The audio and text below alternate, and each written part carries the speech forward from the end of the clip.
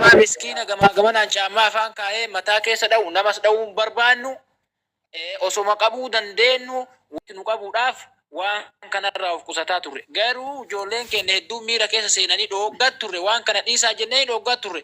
Erga wanti kun babal'atee wanti kun dhaabbachuu didee kadhataadha innee ijoolleen hojiitti seenan jechuudha. Isiniif galee xiqqaa isa kaleessa sirqa isin himatu ta'ee kaarsii guutuu warra qabdan ijoollee gara torbaati dhageeffadhaa. Milaa jallisuun sun immoo sodaa miti. Amma mee rabbi sodaadha mucaa xiqqaa kan as finne miskiina nyaatee garaan qabu uffanni inni ofirraa qabu arguu jirtan bara keenya kan dheengadda fidan kan uffanni ceekuu kanarraa irraa jidde luka qabdee lafa harkisaa turre akka nama du'eetti. Nuti garuu akkas hin goonu. Nama safuu beeku nama rabbi sodaatullee. Kanaafi ijoolleen teenya araarsoo ittis hin bu'inaa hin dhayinallee waa takkas hin godhinaa nyaata kennaafi bakka ofii ciiftan haa ciisu akka obboleessa keessanitti ilaalaa.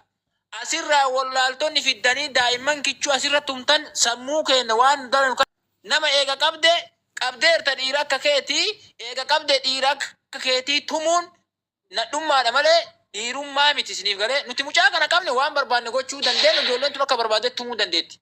Garuu hoo dhiira akka keetii eega harka kee seene tumuun gootummaallee miti dhiirummaallee miti. Kanaaf namni 2,200 kun kuloo ijoollee walloo qabdee jirti. Akka jarri ijoollee teenya goote hin goone mucaa shooddee sirkaa ka amma achi jiru taawwan gadhiifne inni kijima sanniinis arguu barbaannu. Ijoollee teenya akkuma jarri kajaraa arguu qabna inni arguu barbaanna.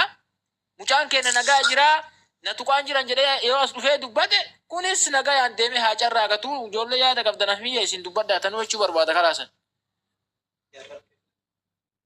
Sulaiman yaada bareedaadha. Nuti hin jiraame tirala miskiinummaa isaati bosoo taane waan hojii jarri kaleessa hojjetetti xiqqoo si nagammachiise malee isuma dhugaa rabbi daa'ima ta'ee guddaa ta'e yaani nus akkuma jara keessa wallaalaa yoo baay'ata nullee wallaalaadha si galee jarri yoo beekaa taate nullee beekaadha si galee nama ibiddaan si deemu bishaaniin ittiin deemtu nama ibiddaan si deemu waan ibiddaa oliitiin itti deemtu garuu wanti mucaa kana lubbuu baraare yoo jiraate mucaa san argiteetiin hin tismiimiidha hojii jiraachuu jiraatti. Sigale isin argiteetiin jarri wanti godhaan nuti akkasii hin dalagu wana biratti eenyu birattis hin dalagu sigale hanga kan akkaataa qaqqabaa jiru ijoollee teena nutu beeka sigale amma fidaniitiin mucaa sarara gannu haa dhiisan yoo mucaa gad hin dhiisne wasaale kunis miskiina sunis miskiina sigale ka dararamaa jiru miskiina eega miskiina dararuu taate rakkoo miti miskiina haa dararu miskiinuma miskiina dararaa jira yoo dandeettitti qabaatan nama asirraa afaan isinitti banu afaan jaamsa nulle yoo dandeenye nama asirraa afaan isinitti banu afaan jaamsina sigale miskiinan dararina miskiina huura keessa deemuun dararina kana meessa isaadhaa kana miskiina mee rabbeedhaati meessa isaadhaan dhayaa takkarraan afaan hafuu barkun intukina hadiisa akka barbaade haa ta'u intukina ol jedhii taa'in sodaatina ishii waata akkasirra Araarso mee koometti barreessi ol jedhii taa'in sodaatina kun jiru. Inni barreessuudha lakkoo tokko barreessee dhiikaa barreessaan jiru bar mucaan hin argine bara. Tokkochi ittiin bu'inaa dhugaa rabbi. Wallahi barreessaa jira naan jedhe. Fannaan mee habaaboo ol darbi. Warri komanti tun maal taate qoy? Ati maqaa isaan beeku natti fakkaate kiyyaan hoolaan kunis kenna kun illee waa takka faayidaan qabu. Kun maqaa isaa barattee qajeelte? Maqaa isaan beeku. Fannaan argee qoy. Abbaa mee komanti gadhaba hudduu warra keetanii abata abbatanii fannaan naagiba. Maal abbaa keetanii komanti bajba jettan? Fannaan tan ooroo jedha abbaa. Ol galchi. Finfinneedha malee fannaani miti kaa. Fannaan mucaa ooroo tokko immoo fannaan mucattii ooroo jedha. Fannaanee maaliif tokko ol galche qabadhu. Kana miti. Buusi kana miti. Buusi kaa kana. Kana Buusi kaa kana.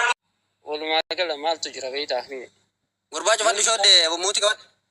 yoo mucaa san gadhiisan kanallee gadhiisan lachinuu takkuma. Kanaaf mucaa gadhiisa. Yes, yoo san gadhiisan kana gadhiisuudha yoo san ajjeesan kana ajjeesuudha. Miskiina eenyummaan eenyu hundisu. Kan dubbiin jiru. Mucaan ammoo ajjala ture reefi hin beeku. Fannaa yoo ajjala jiraate lakkoofsa tokko barreeffadhu. Amma barreeffadhu. Baru manni akka waan hudduu keessa duba ol ita jiranii kanatti kooman jira kun walitti yoo nama laalu. Wannaa miti amma hin jiru natti fakkaata mucaan ija. Inalla mucaan ani kulo argee jira masinkii biraati yaayyaa jala deemee argee jira. Laayif irra jiranii mucaan shirkaa shooddeen shirkaa sunillee wajjin jiran nama afur ta'anii abdiin bilisummallee jira. Yoo mucaa kanatti isin gubbara gadi tumaa jiraattan hin baasnu jiraa jiran kulo. Yaayyaan kulo yaayyaa jala keessee achiin dubbisaa jira. Fidi jedhi deemi ta'e eenyu kakara dhugu Hussein dhaqi Hussein kota dhaqi. Dhaabi ijoollee itti jedhu kota na baasa. Ijoollee wallo yeroo miskiina taranina yaaboo kinooni qabamee jira.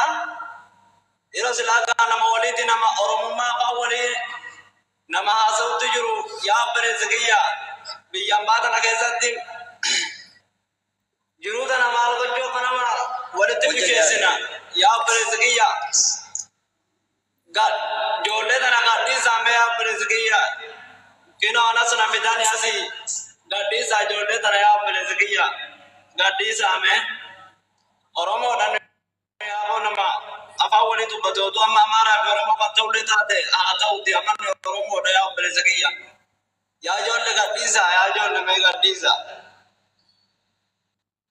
yaa lakku ta'e wallaahi mucaan tokko kaleessa bira dhufeete yeengatana bira dhufeete wallaahi yeroo karaantu magaalaadha noqotaan karaa tanaa nawanni yetti sikati magaalaa taate biitti deemin jee wallaahi ijoollee isaanii karaatti argee jechuu yaa obboleessa kiyya ijoollee tana gadhiisaadha yaa obboleessa kiyya kinoo anas dalagarraa sina fidanii gisee ijoollee tana wajjin waaressuu ture alas ijoollee qabdan gadhiisa yaa obboleessa kiyya salaamin gadhiisa yaa obboleeyyan